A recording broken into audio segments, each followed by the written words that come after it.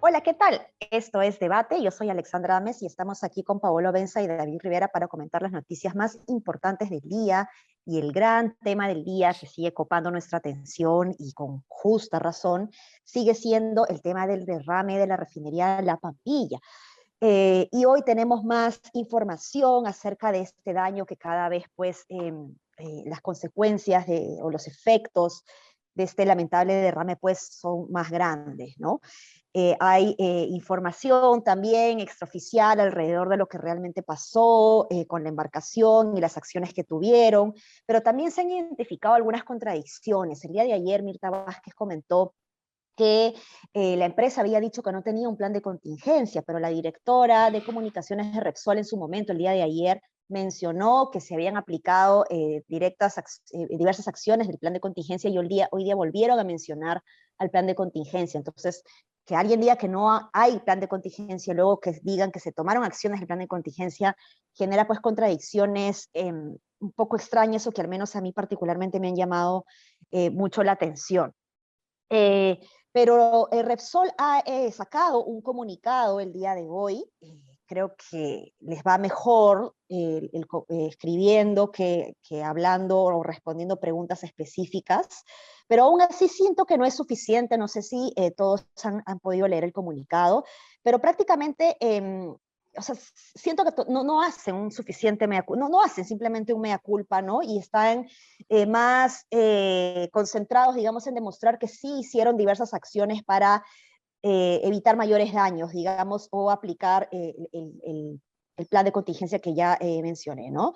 Dicen, por ejemplo, cosas como que han desplegado una serie de acciones, como el cierre de las válvulas, las cuales permitieron detener la operación de bombeo, pero no, eso fue de inmediato, no fue de inmediato, o sea, entendemos que no ha sido de inmediato, de lo contrario no hubiese sido un derrame tan largo. Luego sostiene que destinaron un equipo de buzos que viene explorando el daño submarino. Han sostenido que hay un monitoreo constante, aéreo, marítimo y terrestre para la evaluación de este daño. En el mar, ellos dicen que han desplegado más de 2.500 metros de barreras de contención que cubren las zonas detectadas hasta el momento.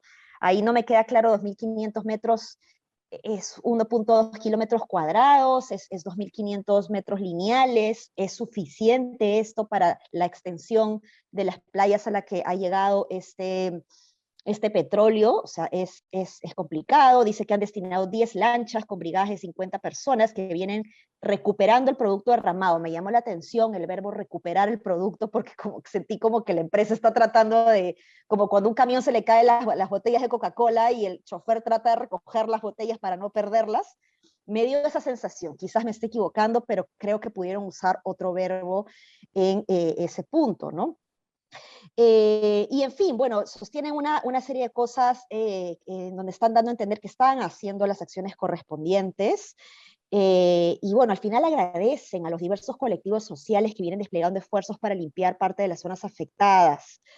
Eh, bueno, no sé, ¿cómo lo ven ustedes? ¿Cómo lo ves tú, David, que eres comunicador? ¿Qué sientes de este comunicado?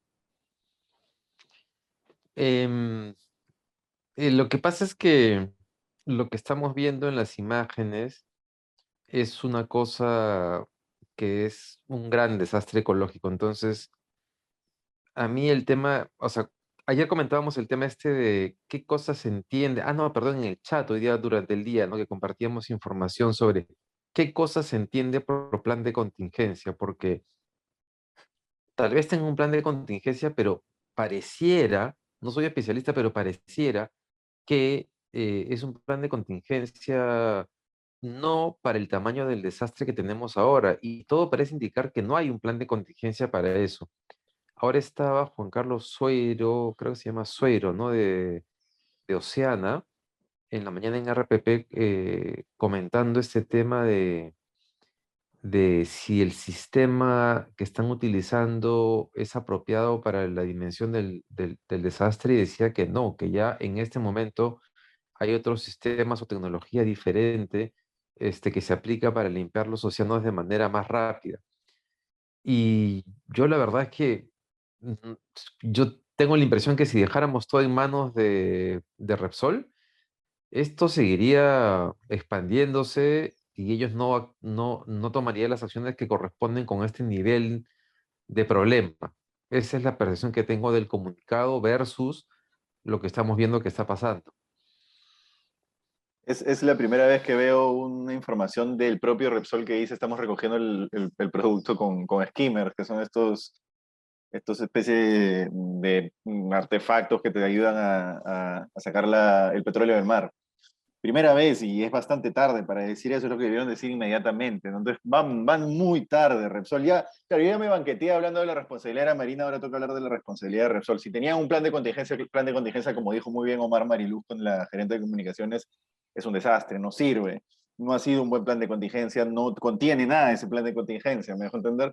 El, el, el derrame ha sido un desastre ecológico, 6.000 barriles de petróleo, ahora Vidal encerrona y 6.000 barriles de petróleo son más o menos 2/3 de todo lo que se ha derramado en el mar peruano en la historia reciente, porque, digamos, 9.000 barriles de petróleo se han derramado, pero a ritmo de un barril pues, por día, una cosa así, digamos, se ha derramado 2/3 de lo que se ha derramado en la historia, se ha derramado ahora en el mar peruano. Es una brutalidad. Ya toca empezar a pensar, por ejemplo, en consecuencias, ¿no? Por ejemplo, va a haber desabastecimiento de pescado en Lima, no porque yo quiera comer pescado, la gente en Lima come pescado, es una ciudad frente al mar que come comida marina En barata. verano, En en verano, verano. además, o va a llegar pescado con petróleo, ¿no? Debería el ciudadano común y corriente pensar ya de repente no tengo que comer pescado porque el pescado puede ir contaminado con petróleo, etcétera, etcétera, etcétera, ¿no? Las aves con petróleo están esparciendo el petróleo a otros ecosistemas. ¿Qué está pasando? Alguien debería poder informarnos de eso, el gobierno, la empresa o quien sea, pero alguien debería poder tener una información certera sobre eso. Eso es punto número uno. Eh, y punto número dos, es evidente pues que se dieron cuenta tarde del desastre y no lo dicen. Ellos dicen que inmediatamente tomaron acciones. No, si tú tomas acciones inmediatamente no se te van 6.000 barriles de petróleo. No, es Mm, imposible que eso sea así. claro. No hay que ser un Mm. experto en la materia, no es un barco abierto con el petróleo a tajo abierto, digamos. Es un barco que tiene en teoría ciertos candados y si tú cierras esos candados, el petróleo no se te chorrea en una proporción semejante. Punto número tres y último punto. Claramente van a pifiar a Mirta Vázquez si es que sale a decir que le ha prometido regalar canastas de víveres y de productos básicos, y después si dicen en el gobierno que la empresa se ha comprometido a contratar a los pescadores en las labores de limpieza, señores, le han derramado petróleo a los peruanos, o sea, tienen que, uno, indemnizarlos, tratarlos como si fueran unos reyes, deberían estarles pagando hospedajes y que no pueden vivir donde están porque, no sé, pues, no les alcanza para mantener un alquiler o lo que sea, están pagando ese hospedaje, comida, manteniendo sus familias. Eso deberían estar haciendo, no contratando para que les limpien el derrame. Es como si viene un tipo a tu casa, te vomita a la mesa y te paga para que tú la limpies. No se trata de, claramente prefiero que me pague a yo limpiarla gratis, pero no se trata de eso, ¿me dejo entender? Eso. Sí, pues vamos a ver cómo se desenvuelve la bolsa también de Repsol, ¿no? Las acciones de la bolsa de Repsol han caído, pero no tanto, ¿no? Pero sí están ahí complicadillas, pero vamos a ver cómo se da esto en los próximos días. Y bueno, te adelantaste, Paolo, con otro tema que quería justamente tocar ahora, que es lo dicho por Mirta Vázquez, ¿no? Había una conferencia de prensa donde ha estado Castillo, el presidente Castillo en la zona. Ayer se han publicado unas fotos del propio presidente sobrevolando también la zona, y el día de hoy había una conferencia de prensa para explicar un poco qué se va a hacer para resarcir estos grandes daños, ¿no? Y bueno, Mirta Vázquez ha dado un poco la cara para comentar un poco qué acciones va a tomar la empresa, entre ellas, como bien has dicho, Paolo, se van a dar víveres a los pescadores afectados por la zona, y en el momento que ella lo anuncia, lo está haciendo justamente delante de pescadores reunidos, escuchando las declaraciones de la Premier, y la pifiaron acto seguido de que ella comentó que la empresa iba a entregar víveres, ¿no? Y a mí me parece pues también en lo personal que es lógico que los pescadores artesanales se indignen, digamos, frente a que se le diga que se le va a dar víveres, digamos, frente a lo que está pasando, que se están quedando sin trabajo, ¿no? No son muchos.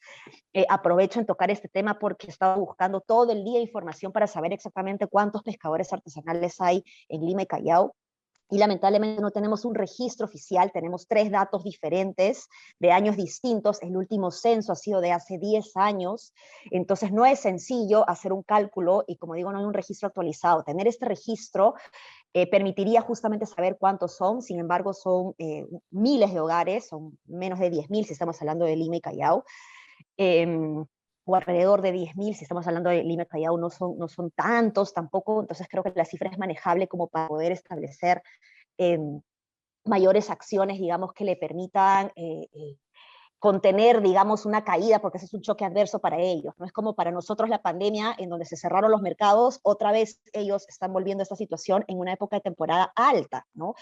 En donde, como bien ha dicho Paolo, pues probablemente el consumo de pescado se va a reducir y probablemente el precio también se va a disparar, aunque ya han salido médicos especialistas a decir de que no se recomienda comer pescado, entonces por lo tanto no estoy segura qué tal le va a ir a la venta de este producto y finalmente el mercado de la pesca artesanal es quien más abastece en la sección de consumo humano, ¿no?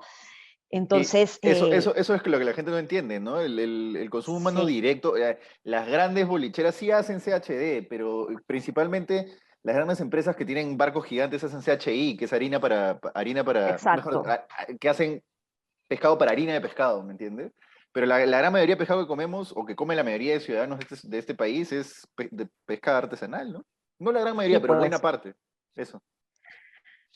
Sí, pues, y bueno, y las grandes embarcaciones tienen una mayor tecnología que los pescadores artesanales para aprovechar las 200 millas marítimas que tenemos, ¿no?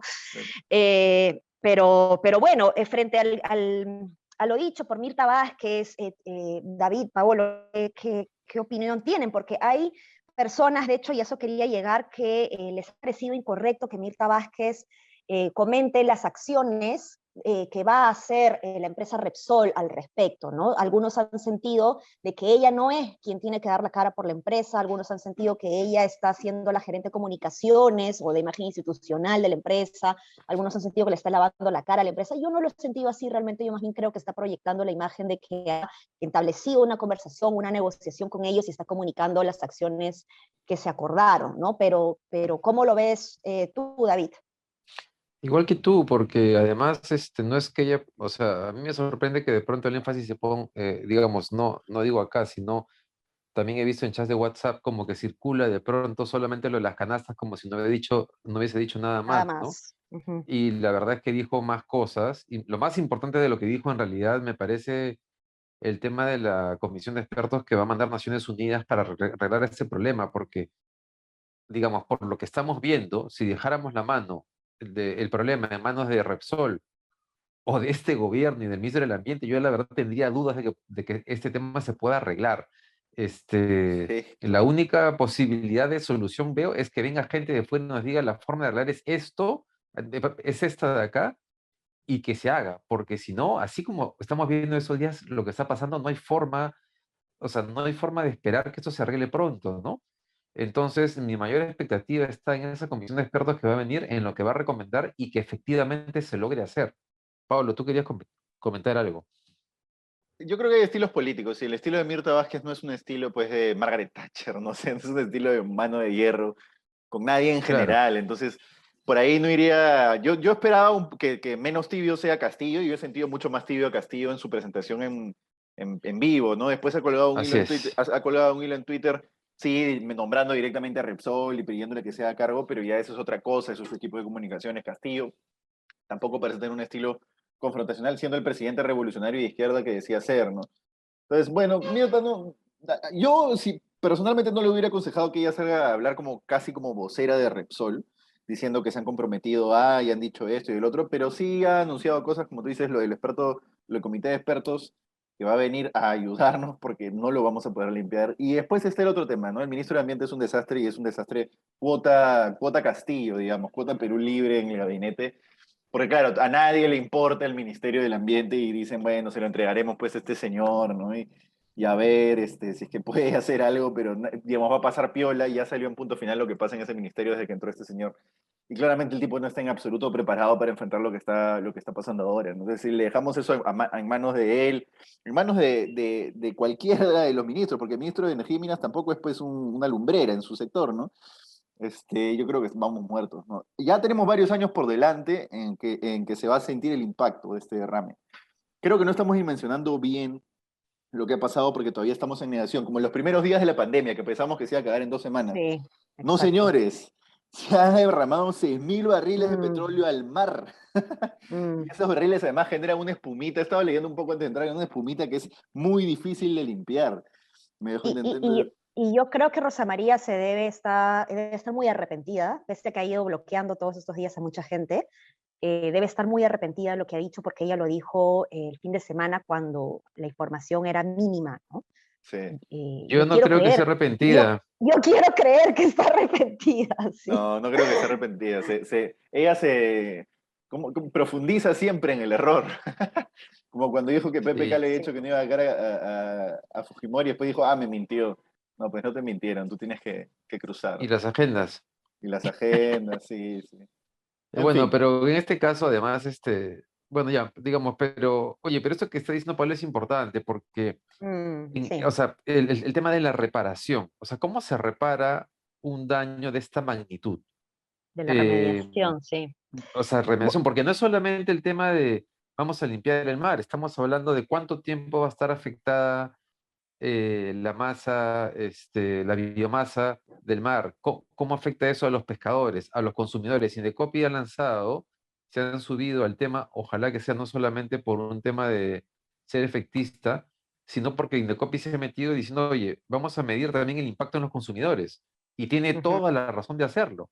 ujú. Entonces, me pregunto si este gobierno de izquierda servirá al menos, ojalá, para que Repsol asuma realmente las consecuencias de la dimensión del problema que vamos a enfrentar, ¿no? Como dice Pablo, recién vamos a ver las consecuencias en lo que viene.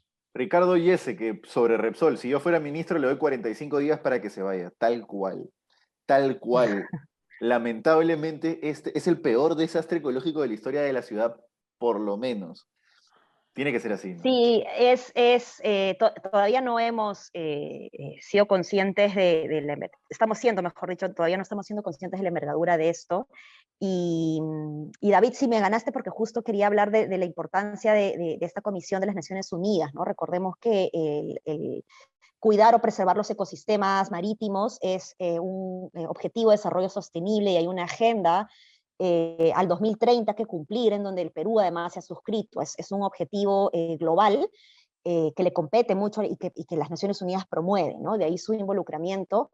Y en las metas e indicadores que tiene este ODS, si no me equivoco, es el 14, el de los océanos.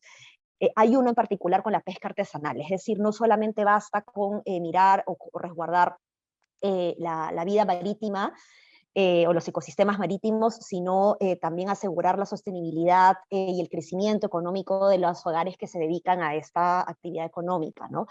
Y creo que es importante que se les reconozca, que se les respete. El año pasado, hace no menos de un año, el exministro Quijandría reconoció precisamente a la Asociación de Pescadores Artesanales de Ancón como embajadores por preservar los ecosistemas marítimos. Y hoy no pueden pues, quedar a un costado, ¿no? Sí, yo sí creo que. Sí, sí, de acuerdo. Con eso de acuerdo. De acuerdo. Sí. Bueno, pasamos a otro tema. La congresista Tudela ha presentado un habeas corpus, un recurso de habeas corpus que busca dejar sin efecto el toque de queda, ¿no? La inmovilización social obligatoria conocida como toque de queda, porque considera que restringe el derecho al libre tránsito de las personas. Y bueno, sostiene que no tiene justificación. Creo que el argumento no va por restringir el derecho al libre tránsito de las personas porque hay un interés mayor. Sin embargo, lo que ella sostiene es que no hay evidencia de que esto evite o disminuye contagios, ¿no? Y creo que ahí sí tiene razón, porque efectivamente pues no hay evidencia sobre esto y esto perjudica un poquito más a las pequeñas economías que están tratando de atender, por ejemplo, al público en los deliveries, los restaurantes, que empieza a terminar todo muy pronto, ¿no? Pero no sé cómo lo ven ustedes. Yo sé que no son fans precisamente de la congresista Tudela. No, para que no digan que somos un podcast de izquierda, y yo no soy en absoluto ni fan ni de Tudela, ni de Cabero, ni ninguno de los liberales chistris, pero en esta le doy la razón, porque no tiene sentido. Si es que el bar puede abrir de 6 a 10, también puede abrir de 6 a 11, de 6 a 12, y al final puedes igual emitir una ordenanza para que cierre a cierta hora el bar. Entonces el toque de queda como tal no tiene mucho sentido, ya realmente no hay mayor, o sea, ha habido toque de quedas estrictísimos, a las 6 de la tarde me acuerdo que era el toque de queda, en los peores momentos de la pandemia, restringe la movilidad, no necesariamente restringe el contagio. Hoy, que ya estamos con una población objetiva vacunada, ¿de cuánto estamos ya? ¿80%? Corréjame si me estoy equivocando, ¿70 y pico por ciento? No tengo el dato. Más, 80, más, ¿no? 80 y pico más, por ciento. porque, ¿Más? más Claro, porque ya. llegamos a 80 en diciembre. Ya estamos hablando de un momento en el que puedes empezar a retornar a una vida un poco más normal, ¿no? No te estoy diciendo irresponsable, pero sí normal. Yo creo que toque de queda ya no tiene sentido. Bueno, ahora la cifra se va a reducir porque la población objetivo se ha ampliado, ¿no? O sea, se va a ampliar a partir de la próxima semana, ¿no? Ya no son solo mayores de edad, sino que se incluye a la Niños. población objetivo, a niños, ¿no? Entonces, ese 80% va a bajar, ¿no? Pero eso es porque se ha ampliado la base, ¿no? De la población objetivo. Mira, Pero bueno, tú, David, yo estoy de acuerdo con lo que dice Paolo sobre que no hay evidencia, pero la verdad es que uno mira lo que pasa en el mundo y varios, no sé, ayer donde he visto, o sea, en todos los países cada día se anuncian medidas nuevas para el avance de la variante Omicron, ¿no?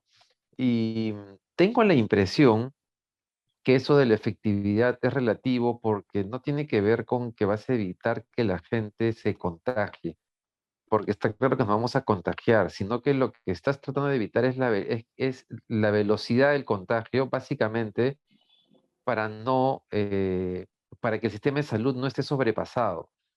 Y claro, tengo la impresión que en ese sentido, si los países hacen, desde la primera ola estaba claro que ese era el punto, no ibas a evitar que la gente se contagie, la gente se iba a morir, este, tienes que evitar que se muera la mayor cantidad de gente, pero también tienes que evitar saturar el sistema de salud.